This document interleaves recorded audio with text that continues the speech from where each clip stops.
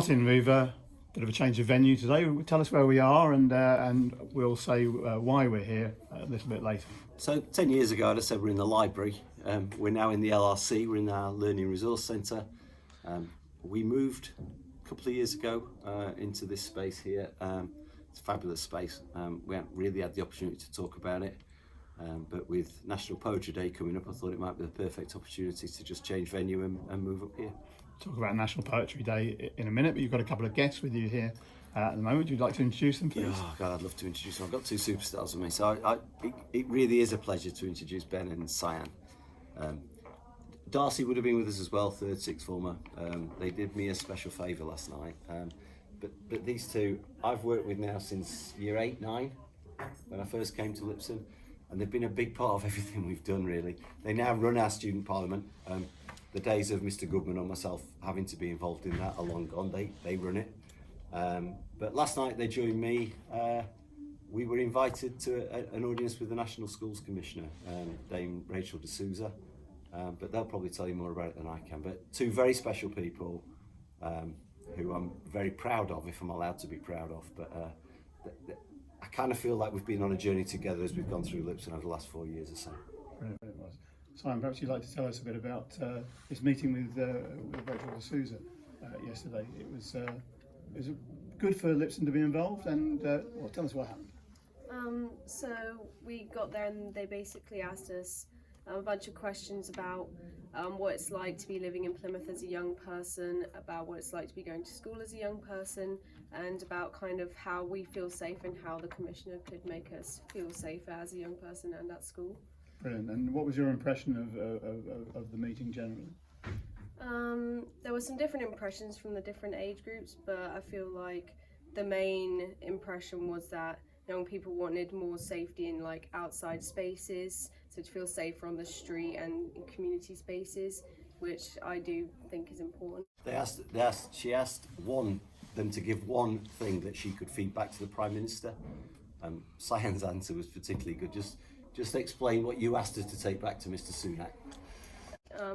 I said that they should lower the voting age to 16 because I feel like the double standard placed on children, like we're allowed to have children, we're allowed to take exams that decide the rest of our life, yet not allowed to have say in who our Prime Minister is, which I think is fundamentally wrong. But very interesting. Ben, would you support that? Yeah, definitely. I think it's really important.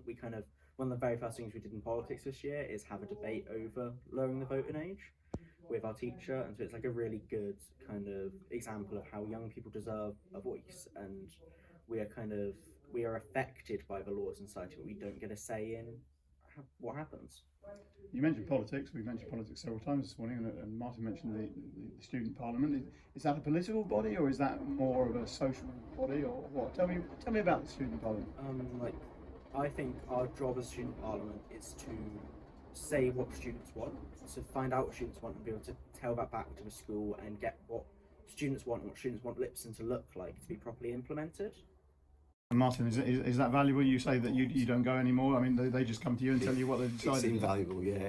It really is. I think lots of schools talk about doing student voice. It doesn't tend to get much beyond sorting the toilets out and maybe a bit of recycling. Whereas, because of the people we've got, they have open discussions about the behaviour of students or about what should be happening in the classrooms.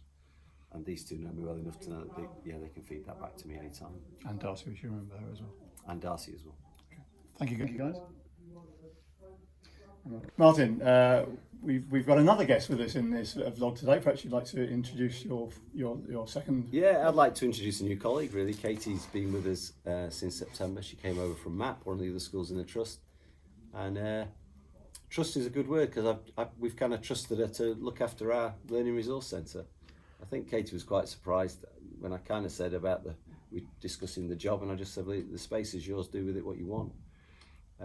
But really pleasingly, I come in at break and lunchtimes and it's full of kids, which is how it should be. A few years ago, I think the role of the school librarian was to keep students out of the library. You probably remember those days.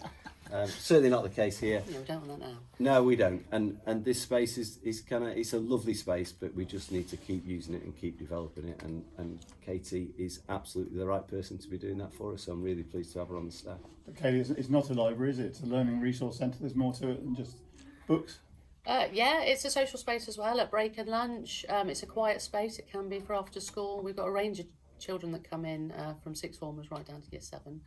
After school clubs include a homework club that's every day apart from Thursday, which is year 7 book group. And yeah, it's a nice space and it does get filled up. Yeah, it's a nice place to be around. One of the reasons you're here, apart from to introduce you and to talk about the LRC, is that next week we've got National Poetry Day. Yeah. I know Martin's all geared up to. I'm all geared up. to send us a poem for another video which we're doing. But just tell us about National Poetry Day and what you hope to get out of it and what you're planning. So it's an initiative, a couple of, I can't remember all the celebrities. I know Giles Brandreth is on board with National Poetry Day. Yeah. It's next Thursday, 5th of October. We just thought it would be a nice opportunity. It links in with literacy, it links in with the library.